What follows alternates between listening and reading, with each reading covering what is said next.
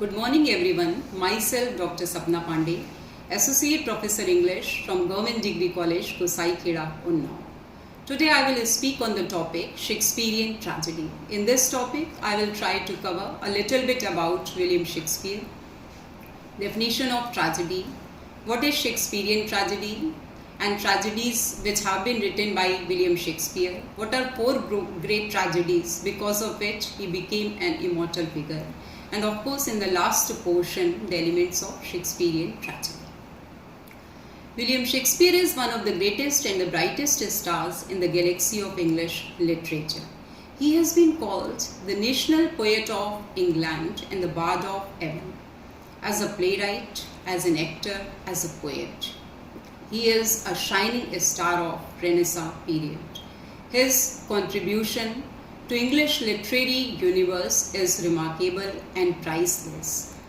Ben Jonson called him that he was a man not of one age but of all ages, not of one country but of all countries. He was a man of words who invented nearly 3,000 words in English language.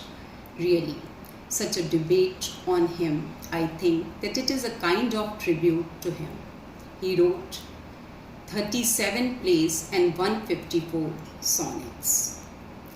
Then tragedy. What is tragedy? When the word tragedy comes, then what type of the words come in the mind? Suffering, pain, disastrousness, calamity. These are the words. So in simple words, we can say that tragedy is a story full of suffering, full of pain, and the end is always unhappy. Aristotle, in his Poetics, he has given a very popular definition of tragedy. He has said, tragedy is an imitation of an action that is serious, complete, and of a certain magnitude. In language embellished with each kind of artistic ornaments, several kinds being common in separate parts of the play in the form of action, not of narrative, through pity and fear, affecting the purgation of these emotions. So tragedy imitates what could be the real life things. A play or drama takes events, sometimes historical also, and interpret them from universal perspective. Really, it is a very specific feature of a great dramatist only if he appeals universally. And William Shakespeare, he is gifted with this gift. Next, he has said that a tragedy must have a plot, and a plot must have a proper beginning, middle, and an end. A tragedy should achieve catharsis. Catharsis means the purgation, purification. How? Through the release of these two emotions, pity and fear. Then comes, what is Shakespearean tragedy? Shakespearean tragedy is a tragic play or drama typically dealing with the problems or the sufferings of a central figure, of course hero, leading towards an unhappy and disastrous ending. How? Through his tragic flaw. Because of the tragic flaw, Shakespearean hero brings his downfall or meets his doom. Then he has written a number of tragedies. Titus Andronicus 1593-94, Romeo and Juliet 1597, Julius Caesar 1599, Troilus and Cressida 1602, Othello 1604, Hamlet 1602, King Lear 1605, Macbeth 1606, Antony and Cleopatra 1607, Coriolanus 1608, Timon of Athens 1608. These are the tragedies which have been written by William Shakespeare. The next, what are those four great tragedies which made Shakespeare very famous? Hamlet, Othello, King Lear, and Macbeth. These are the four great tragedies of William Shakespeare which made him an immortal figure in the entire English literary universe. And it is really a matter of pride, I think, to discuss about William Shakespeare and about his tragedies. Now in the last portion, the elements of Shakespearean tragedies. William Shakespeare really, and his contribution is superb and remarkable. There are the 9 elements of Shakespearean tragedies. Number 1 is tragic hero. Hero of Shakespearean tragedy, he suffers a lot from the very beginning up to the end. All the tragic heroes, they belong to a high status, they belong to a noble family, a standard family. If you take Hamlet, then he is a prince. Lear, he is a king. Othello, he is a general. And Macbeth, he is a great general, and later on he becomes the king of Scotland. So all the heroes of William Shakespeare, they belong to a noble family or a family of high standard. But because of the tragic flaw, they suffer a lot, they bring downfall, and they meet their doom.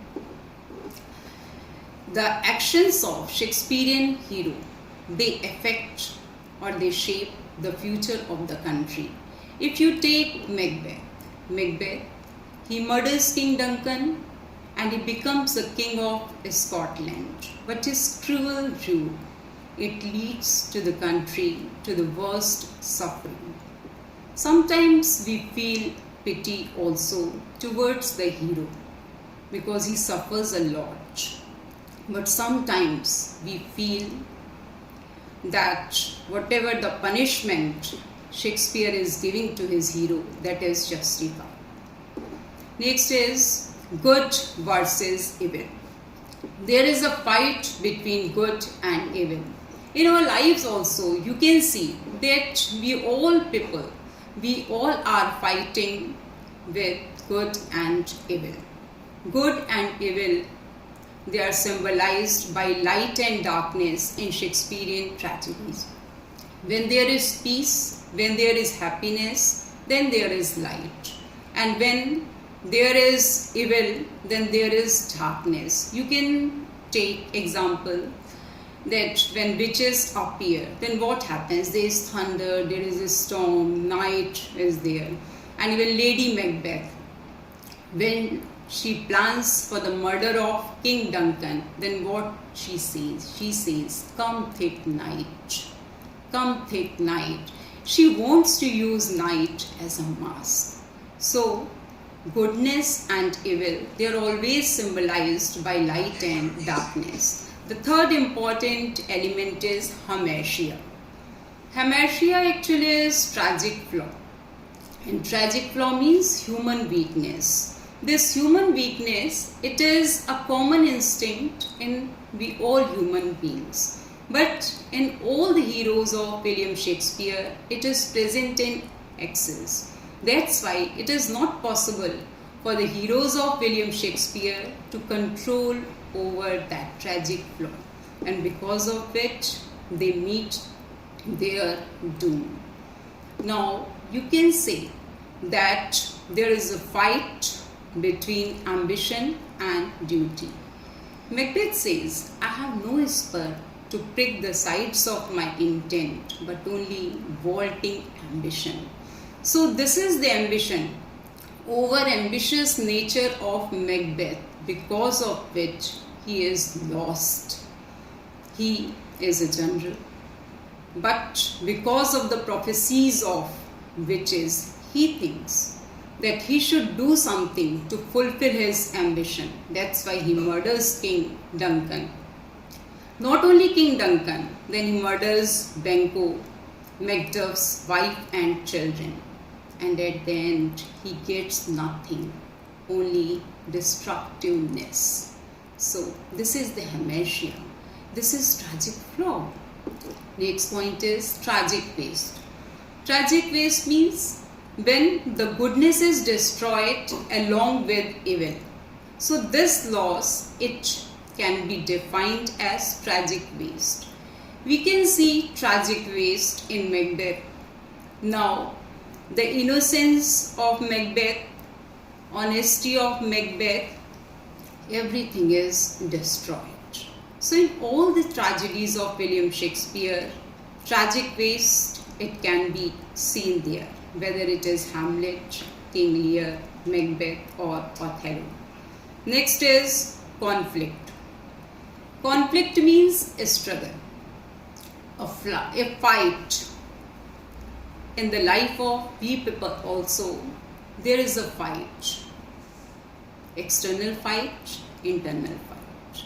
Because when we do something wrong, then what happens? Our soul says that no, it is not correct. We should not do this, but in spite of this, we just lead towards that. Why?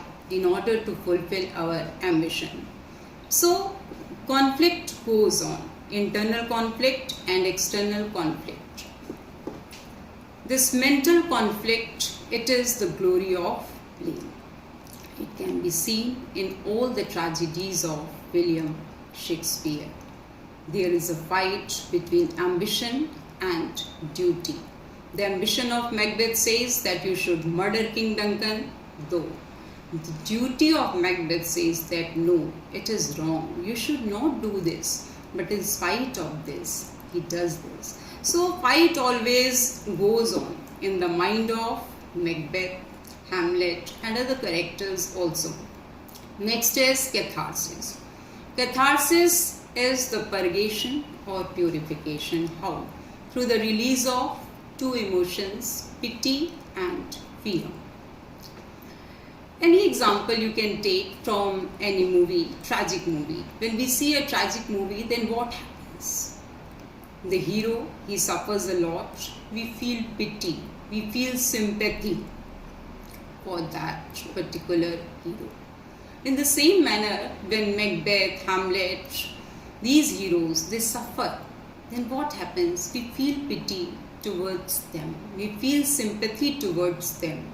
And the fear also, a feeling of terror comes in our heart, in our mind. Because we think that when these people who are really very great, these heroes, if they meet their doom in such a manner, then what about we people who are common people, who are ordinary ones? So the catharsis, this is a very powerful element of Shakespearean tragedy, and it is always present in all the tragedies of William Shakespeare. Next is supernatural element. Supernatural elements, very important element. Supernatural elements like ghosts, apparitions, witches, they shape the tragedies of Shakespeare. Sometimes it seems to us that if no supernatural element, then no tragedy. But really, these are the very important elements in all the tragedies of William Shakespeare. In the very opening scene of Macbeth, you can see that three witches are there. Macbeth with Banquo, he is returning from the battlefield. He is very happy. Then these witches, they prophesy that Macbeth would be the Thane of Cawdor, the Thane of Glamis. Now Macbeth, he listens this. He starts thinking as how is it possible? He goes to Scotland and he gets the news of this. Then he thinks that all the prophecies of these supernatural figures, they are true. Then once again he visits those witches to know his future. They say that you would be the king of Scotland. And this only prophecy, it made that honest figure an evil one. He started planning to kill Duncan because King Duncan, he was the king of Scotland. He thought, because King Duncan is the king of Scotland, then how is it possible for him to become the king of Scotland? That's why he murders King Duncan, Banquo, so many other characters. He writes a letter to his wife, and the wife says that if you want to get something, if you want to fulfill your ambition, then you should murder King Duncan. So these are the supernatural elements who shape the tragedy of Macbeth. Next is ambiguity of poetic justice. Thomas Rhymer says that it is the duty of the writers that they should reward the honest and punish the guilty. Or you can say it is the moral order of universe also. Poetic justice should be there. A number of the critics, they say that no doubt William Shakespeare has done justice to his characters, but it is not true in the case of each and every character. If you take King Duncan, he was a great king, a very good king, but he is murdered. So what was his sin? He had done nothing, but he has been murdered. So what do you think? Poetic justice is done with him? No, never. Then Macduff, his wife and children, they have been murdered very brutally. Then where is poetic justice? Poetic justice is not there. In case of Macbeth, we feel that justice is there because Macbeth killed King Duncan when he was sleeping, and now Macbeth at a place says, I have murdered my sleep. Then it seems to us that really poetic justice has been done by the dramatist. He no doubt became the king of Scotland, but what he got nothing. He got nothing, no peace, nothing he got. Lady Macbeth, she suffers psychologically. In sleepwalking scene, you can see that how she is speaking. She has lost the peace of her mind. There is no peace, no contentment. She says, all the perfumes of Arabia cannot sweeten my little hand. So it seems to us that really William Shakespeare has done poetic justice with Macbeth, Lady Macbeth. But so far as King Duncan is concerned, Macduff's wife and children are concerned, poetic justice is not there. And King Lear also, he did not get the honor or the poetic justice because he met a lot of suffering which he should not deserve. And the last element is comic relief. Comic relief means the comic relaxation. When the atmosphere is very tense, depression is there, murder and all these things are there, then what happens? We are unhappy. Tensed atmosphere is there. In a number of places, this type of the atmosphere is there. And William Shakespeare, he has given comic relaxation through his humorous characters to the audience, to the readers. Now when King Duncan is murdered, then porter scene comes. The atmosphere is very tensed. The porter of Macbeth imagines that he guards the gate of heaven. He speaks so many interesting things and at the same time passes satire also on contemporary society. It is a kind of romantic device also which has been used by dramatists very beautifully. Not only it gives relaxation, relief to the audience or the readers, but it is also very much helpful in the development of drama. So these are the important elements of Shakespearean tragedies. Really, William Shakespeare, because of the delineation of characters, he has made his characters immortal. He is still living in the heart of we readers. His contribution to English literary universe is superb and priceless. Thank you.